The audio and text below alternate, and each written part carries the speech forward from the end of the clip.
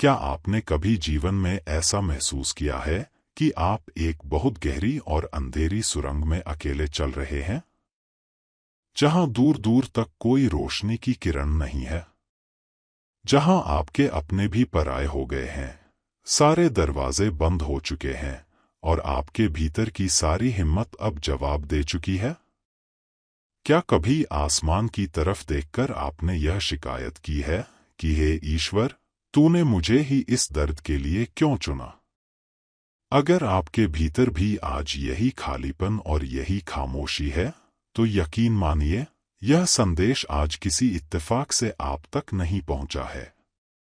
आज स्वयं वह परमात्मा आपसे कुछ कहना चाहते हैं। नमस्ते, आत्मदर्पण में आपका स्वागत है।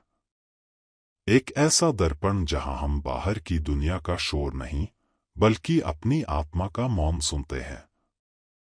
जीवन के इस अनंत सफर में हम अक्सर सोचते हैं कि हमने तो सब कुछ भगवान पर छोड़ दिया है, फिर हमारे हिस्से में यह पीड़ा क्यों आई?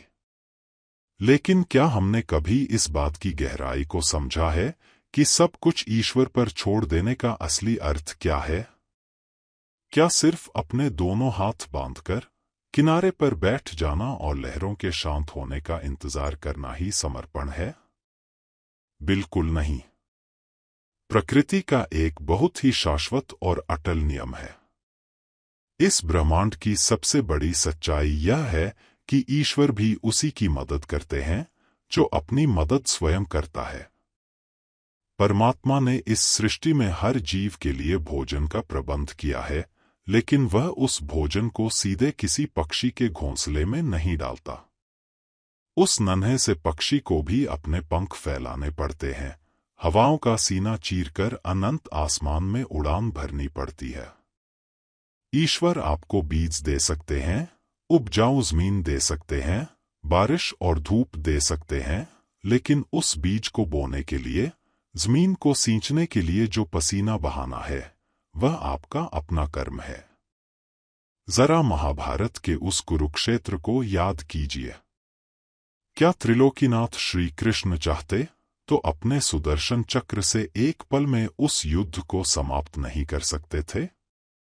क्या वे अर्जुन को उस भयंकर रक्तपात से नहीं बचा सकते थे?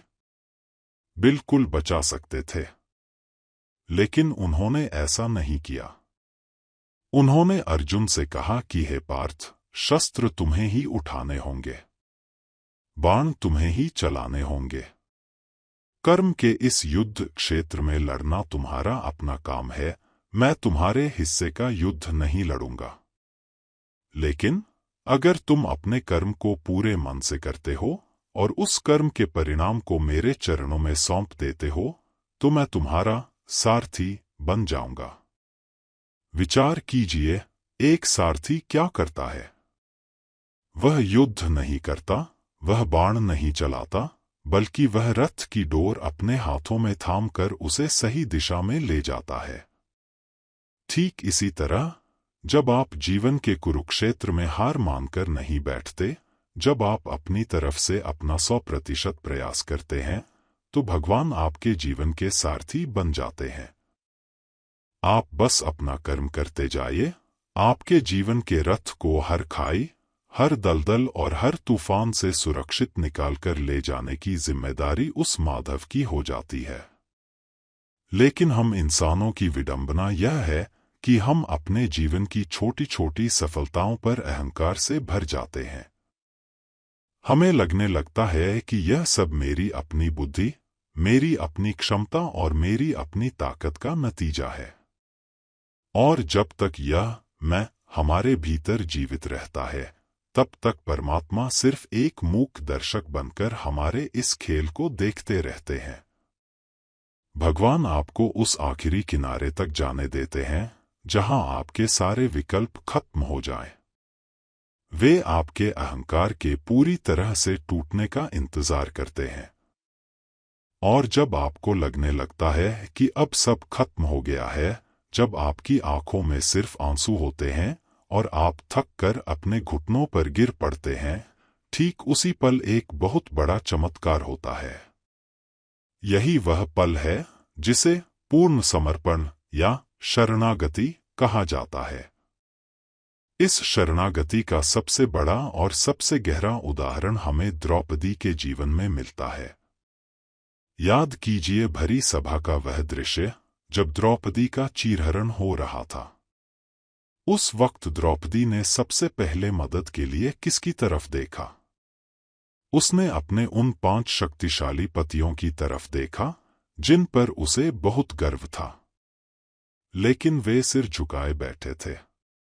फिर उसने धर्म के ज्ञाता भीष्म पितामह और गुरु द्रोणाचार्य की तरफ देखा, वे भी मौन थे। जब सारे बाहरी सहारे टूट गए तो द्रौपदी ने अपनी ही शारीरिक ताकत का इस्तेमाल किया। उसने अपने दांतों से अपनी साड़ी को कसकर पकड़ लिया और खुद को बचाने का आखिरी प्रयास करने लगी। क्या श्री कृष्ण तब उसकी मदद के लिए आए? नहीं, वे तब तक नहीं आए जब तक द्रौपदी अपने अहंकार, अपने रिश्तों और अपनी ताकत से लड़ रही थी। लेकिन जैसे ही द्रौपदी को यह एहसास हुआ कि अब इस ब्रह्मांड में उसका कोई नहीं है, यहाँ तक कि उसकी अपनी ताकत भी अब बेबस हो चुकी है, तब उस महास्ती ने अपनी साड़ी छोड़ दी।